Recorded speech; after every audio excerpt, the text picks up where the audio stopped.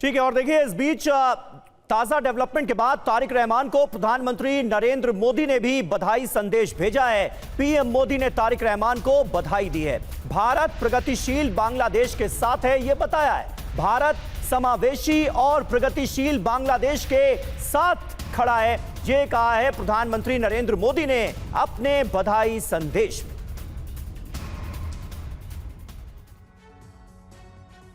तो देखिए, भारत से रिश्ते बांग्लादेश के रीसेट होते हुए नजर आ रहे हैं। और क्या इसमें तारिक रहमान एक बड़ी भूमिका आने वाले वक्त में निभाएंगे?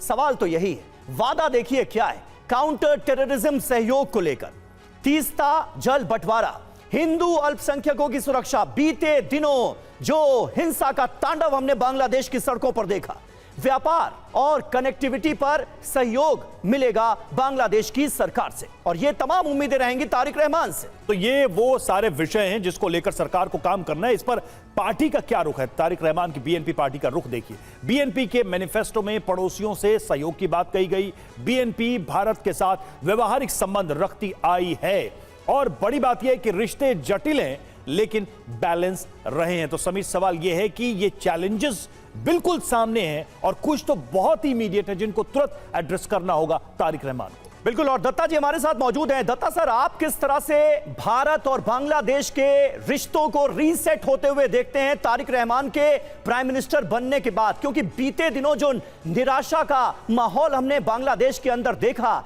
जिस तरह से सड़कों पर हिंसा होती हुई नजर आई, लॉलेसनेस नजर आई, अब उससे तो उभरेगा बांग्लादेश, लेकिन भारत और बांग्लादेश का जो आपसी सहयोग है वो कैसे बढ़ेगा तारिक रहमान के पीएम रहते? बिल्कुल समीर, देखिए ऐसा है, जो पिछले 18 महीने में घटनाएं घटी बांग्लादेश में, वो बांग्लादेश की हिस्ट्री में एक ब्लैक चैप्टर की तरह माना जाएगा। बिल्कुल। जबकि एक बाहर का आदमी जिसको पैराशूट करके वहाँ पे सत्ता में काबिज कर दिया गया केयर टेकर गवर्नमेंट और एडवाइज़र के तौर पे, और उस आदमी ने बिना किसी पावर के, बिना किसी कॉन्स्टिट्यूशनल अथॉरिटी के पूरे बांग्लादेश को डिस्टेबलाइज कर दिया, इकॉनमी तबाह कर दी, वहाँ की इंडस्ट्री बर्बाद हो गई, वहाँ पे आर्मी के ऊपर भी बहुत इन्होंने प्रेशर डालने की कोशिश करी, और डीप स्टेट के साथ मिलके, चाहे वो पाकिस्तान के माध्यम से जमात इस्लामी हो, चाहे आईएसआई हो, इन्होंने उन सारी शक्तियों को बढ़ावा दिया जो बांग्लादेश के लिए और इस इलाके के लिए ठीक नहीं था।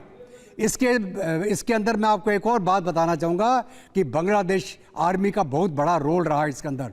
बांग्लादेश आर्मी के जो चीफ हैं उन्होंने बहुत एक स्टेबिलिटी का रोल अदा किया, पूरी सिक्योरिटी प्रोवाइड करी इस इलेक्शन के दौरान, क्योंकि पुलिस तो पहले से डिमोरलाइज थी ना, उनके पास इतनी नफरी थी कि वो इसको सही तरीके से हैंडल कर पाते।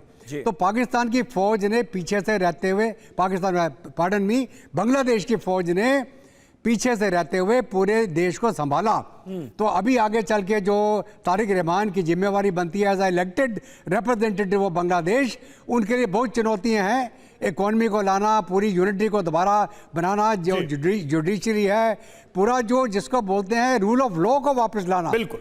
जमात इस्लामी जो एक गदर फैलाना चाह रही थी, जो रजाकार थे 1971 में, जिन्होंने पाकिस्तानी फौज के साथ मिलके बांग्लादेशियों का खून बहाया था, अभी बांग्लादेश के लोगों ने उनको जवाब दिया है, उनको इस इलेक्शन में बिल्कुल हार का सामना करना पड़ा। बिल्कुल। तो अगर 10 गुंडे 90 आदमियों को डराने की कोशिश करें तो 90 डर जाते हैं, लेकिन जब 90 आदमी वोट डालते हैं तो 10 बिल्कुल। गुंडे जैसे ही बांग्लादेश की बंगाली जनता को मौका मिला तो उन्होंने अपना फैसला सुना दिया वोट के जरिए।